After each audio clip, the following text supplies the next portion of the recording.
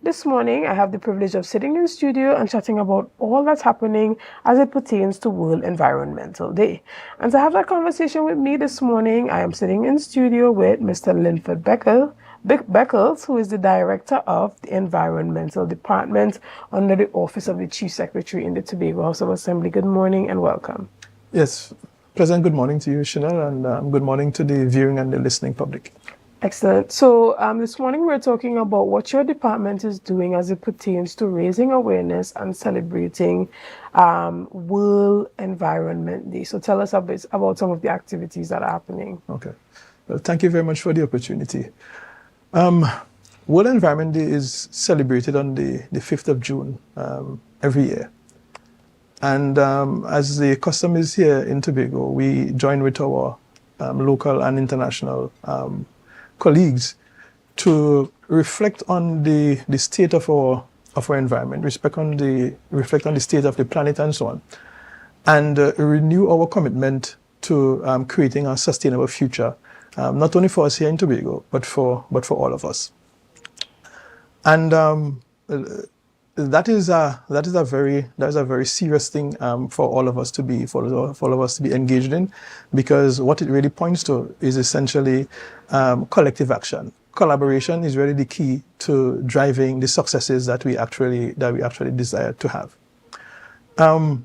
In that regard, we here in Tobago, we have been implementing a couple activities to celebrate the occasion of World Environment Day. Of course, all of those activities are not going to be implemented today, but I'll go on to tell you about some of them.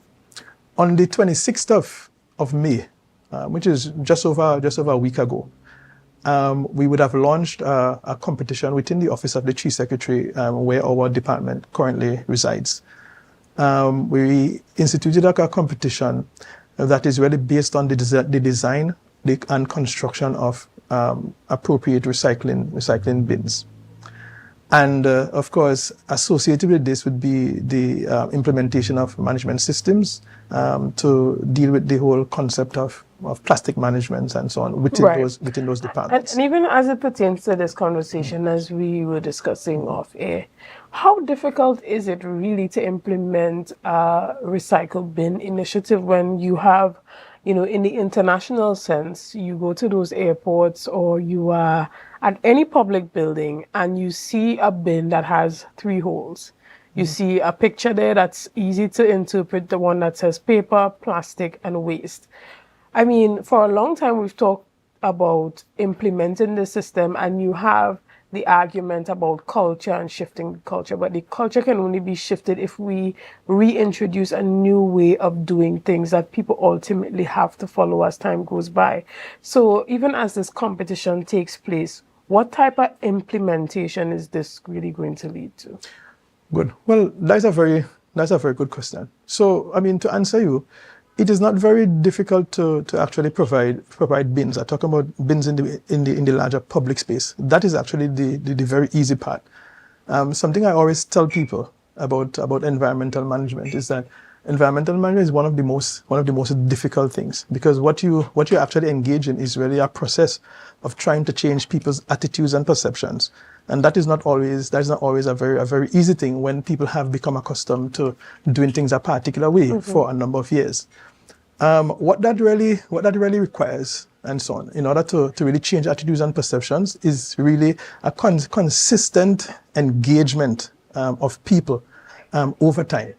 And in Tobago, and of course, indeed, in Trinidad and Tobago, we have had different initiatives at different times. But I think that where we actually fall down is that some of these initiatives are not always very consistent and so on, right? So what we need to do is actually invest in being much more consistent with our efforts and so on over time, right? One of the things that we're really looking at is trying to institutionalize the habit of recycling, because recycling is exactly that, is a habit. A way of life. And yes, a way of life, and therefore we need to invest in that and so on, put more effort into doing those things through our public engagement and things like that. Right, and what are some of the other activities that are taking place as it pertains to World Environment Day, and just, stemming from the theme, things that we can see coming on stream? Okay, very well. So as it is, this month is not only the celebration of World Environment Day and the associated activities.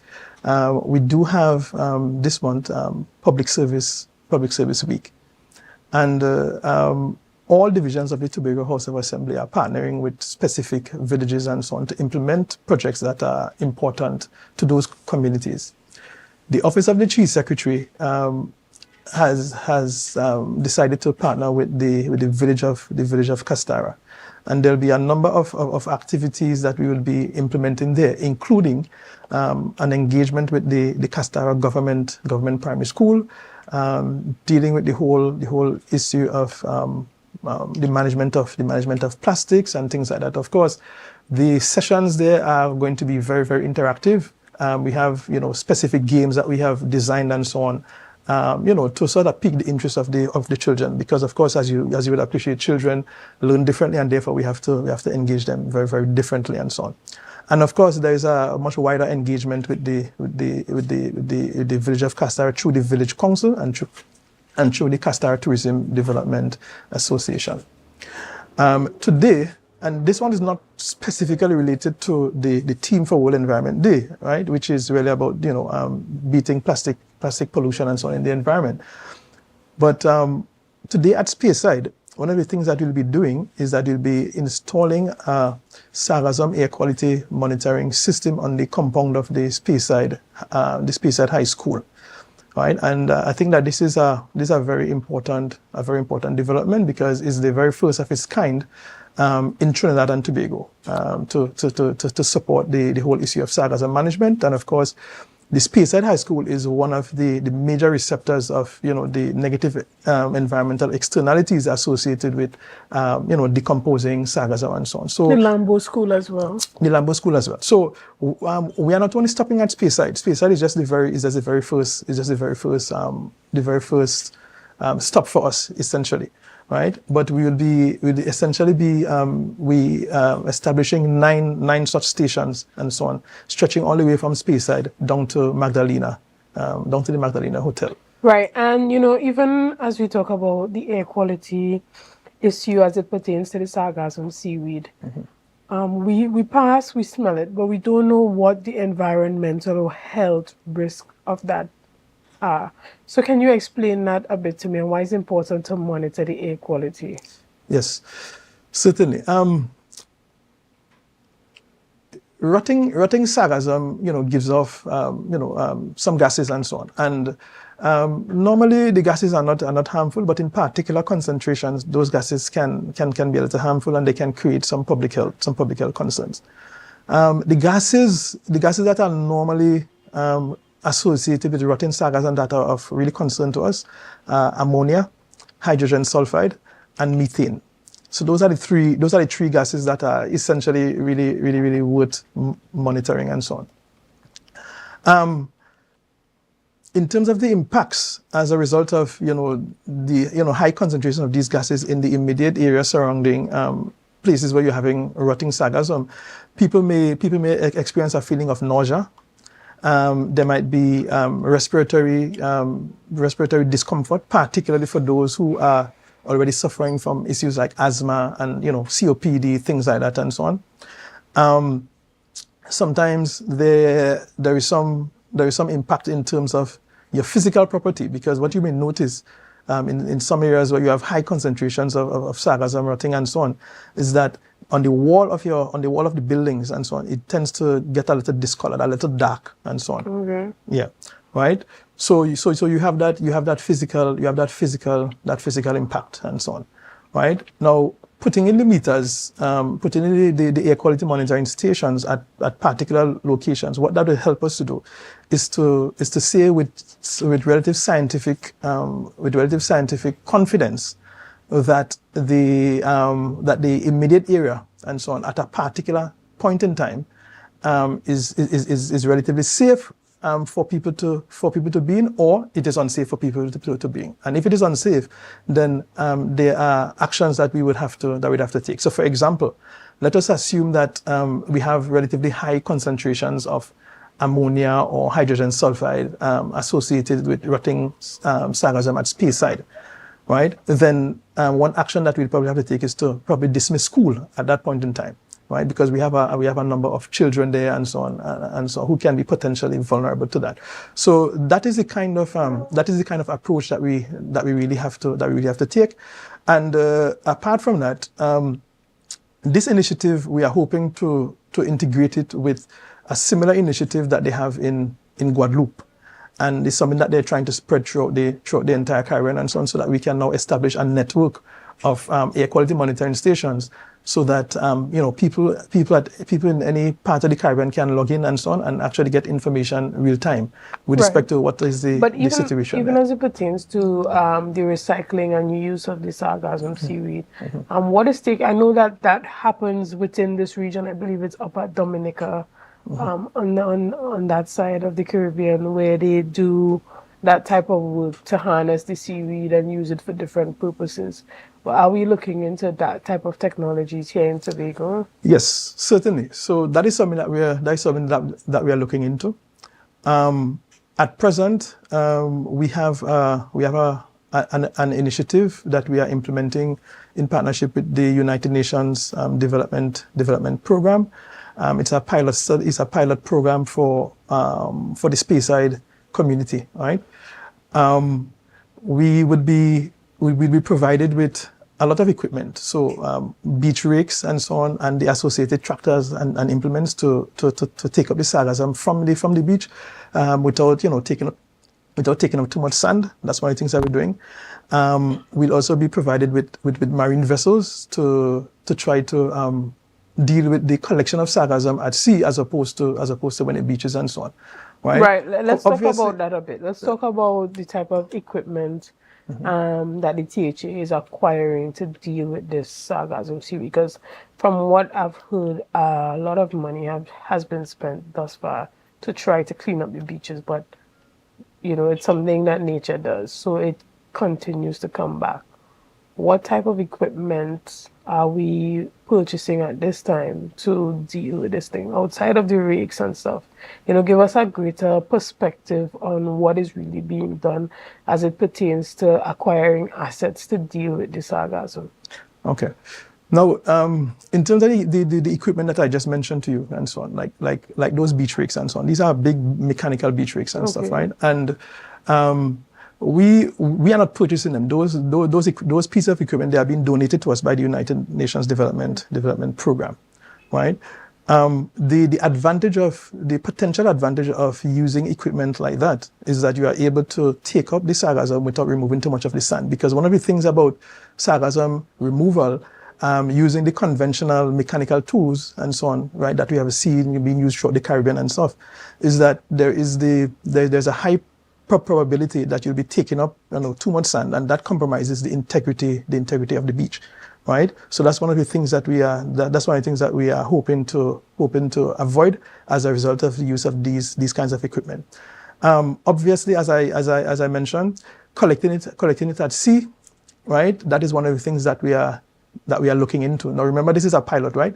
And the waters up at Speyside are not the easiest water. Speyside is not Pigeon Point, right? So we will be looking to see, how this thing actually works. What kind of equipment do they use out on the water? Because I believe I saw a video on Facebook where there was a boat that was going into the water, and there was like a steel machine that was rotating the sargassum and, yes, taking it into some chambers in the boat. So explain that to me. Yes. So you have very many different types of marine vessels and so on, right? Because we have to remember that this whole thing about the sargassum is something that is relatively new and so on. So people are, toying with different potential solutions and so on. The vessel that we are expected to get, right, is going to be outfitted with a pulley type system and so on, right? That would actually convey the sargassum from in the water, using a cyclical mechanism, and bring it on the boat for storage and so on, right? That is one of the things that we're looking at, and we're hoping that we'll be able to get some results, because it is always better and always preferable to avoid the sargassum coming on shore, because when it comes on shore, it creates a different kind of problem. Okay. But I also wanted to specifically mention, right, that we're also looking at what we term sargassum valorization, right? Which is really how we actually use the sarcasm. And some of the things that we'll be exploring in greater depth and greater detail as part of that initiative is really the composting of all the sarcasm. Sarcasm could be composted, right? People have been doing it for a very, very long time. But the challenge is really composting at a large scale. How do you compose and remove the toxic elements from the sarcasm? Right. So that is one thing. So the sarcasm that we generally get in our region, it comes from an area that just north of South America that is referred to as the North Equatorial Recirculation Region. And because of the heavy industrial activities in South America, with mining for different rare elements and so on, agriculture and that kind of thing, we find that the sarcasm that we actually get, it sometimes has heavy metals in it. And you have to be very, very careful with heavy metals because you don't want to introduce it into the food chain because it is very, very difficult to come out and it can cause potential health impacts. So one of the things that we have to do as we look at valorizing the use of sarcasm is really investing in the appropriate laboratory tests and so on to ensure the safety of the material before we actually use it in industrial processes. And there are people who are doing this. We have people in Tobago who are using sarcasm at present to make cosmetics. They're actually doing the testing at the University of the West Indies Mona campus because the kind of testing that is required is not available in Trinidad and Tobago, right? So it's a little expensive, it's a little laborious and so on. But again, this is probably one of the areas that government can actually make a contribution to facilitate, private persons and stuff who want to invest in that kind of way. Excellent. And now, even as it pertains to your education drive and your education campaign, you already spoke about, the work that you're doing in some of the schools. But tell us about the long-term strategy to engage students. Well, the conventional wisdom in terms of environmental education, it sort of dictates that you work a lot with the children, particularly if you're looking at engendering, a cultural shift, as you would have mentioned a bit earlier, and so on. So we continue to do that, and we will do that through several initiatives and so on, right? It's important that as we engage people, we do not dictate to them. We do not appear to be lecturing them and talking down to them and so on, but work primarily through the organizations that exist in those communities, your village councils, other types of CBOs and NGOs and so on. However, as we pursue a path of engaging with the children, I think that it is also important that we make a greater effort to engage with the adults now. Now, as you know, Shenell, they always say that an old tree is very, very difficult to bend. But the fact that the tree is difficult to bend doesn't mean that it cannot bend, and therefore we have to be ready to do the hard work and stuff that is necessary. So one of the things that we want to do is to invest in demonstration projects like those and so on, right? Because when you demonstrate what is possible, then people tend to listen to you a little more, right? As opposed to if we just go and talk to somebody about something that doesn't exist. Right, so we'll be looking at instituting different demonstration projects to show people what is possible. Work through some of the associations like the farmers associations, the fishermen's associations and so on. Right, to sort of engender public support for the initiatives that we're trying to implement. Have you thought about doing possibly a youth climate conscious campaign? To get young persons at the community level more engaged and aware, of how to be more climate conscious and, create businesses around, climate sustainability and that type of thing. Yes, well, that is actually one of the objectives of, the whole sarcasm valorization process and so on. But of course, it's not just limited. It's not limited to that. We are creating opportunities through other initiatives for a lot of youth in Tobago. So, for example, we have the UNESCO Man and the Biosphere program and stuff, which is focused in Northeast Tobago.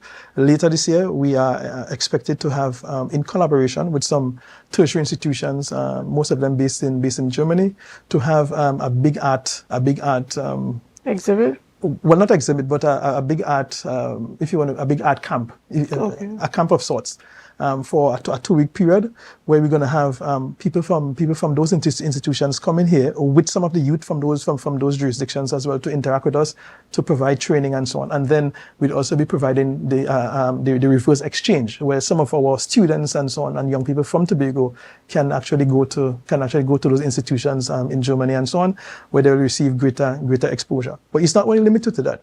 On the 24th of this month, we'll be having the 22nd, sorry, we'll be having a professor from the University of Hamburg and so on, right, who will be coming to Tobago to engage with us and to engage with youth, particularly on the issue of climate change, adaptation and mitigation. All right. And apart from that, we have also created some opportunities through the Man and the Biosphere program for young Tobagonians to be provided with financial support, scholarships, and so on, to pursue studies in sustainability and so on in some of the German universities. So we already have, I think, 5 or 6 memorandum of understanding signed between the Tobago House of Assembly and those institutions to provide opportunities to our young people. Excellent. And even as we wrap up this morning's conversations, is there anything that you want to say to Tobagonians as it pertains to engaging in World Environmental Awareness Day? Yes. So what I want to say is that we have these international commemorative days organized and so on, and I think that the real value of those days is that everyone can actually focus and so on and highlight the issues and so on in unison on that particular day. But of course, our words and our actions should not just be limited to that particular day. Sustainability is something that can only be achieved through consistent actions throughout the week, throughout the month, throughout the year, throughout decades, and so on. Right? That is how we get that's how we achieve the kind of progress and to drive the cultural change that we are really looking for to support a more sustainable future for all of us. So what I would encourage all of us to do is to take very little actions. The actions don't have to be huge. They don't have to be very, very big actions. But as we normally say in Tobago, one does full bucket. So if you can take very small actions, for example, and I know that there are some in the public domain. There are some recyclable bins and so on. You place the plastics indoors. You turn off your lights and so on when you're not really using them, right? Very simple things like those can really help to create a sustainable future for us. So let us be concerned about doing the small things, and the aggregation of all the small things that very many of us are actually doing and so on would contribute to the kind of success that we're looking for in terms of securing a sustainable future for us in Tobago and across the globe. And finally, do you think that the allocation given to your department is sufficient for the type of events and initiatives that you want to pursue? Well, I think that people can always complain about money, because money is never enough. But the fact that money is not enough and so on is not an excuse, so to speak, right? Because I think that in a very challenging environment and so on, there's a responsibility on all of us to rise to the occasion, to come up with creative solutions in order to achieve the mandate that we have been given. So I am not really one to be engaged in complaints about money and so on, because if we pool our mental resources together, I'm sure that we can be very, very creative to achieve our mandate without money. And I would dare say that while money is a problem, maybe generally across the country and so on, I don't think that money is the biggest problem that we have. Okay. Well, we want to thank you so much for your time here this morning and coming and letting us know all that's happening as it pertains to World Environmental Awareness Day. And guys, we want to thank you. And we're going to take a quick break right here, and we'll be back right after this as we continue with much more conversation. See you soon. Okay, thank you.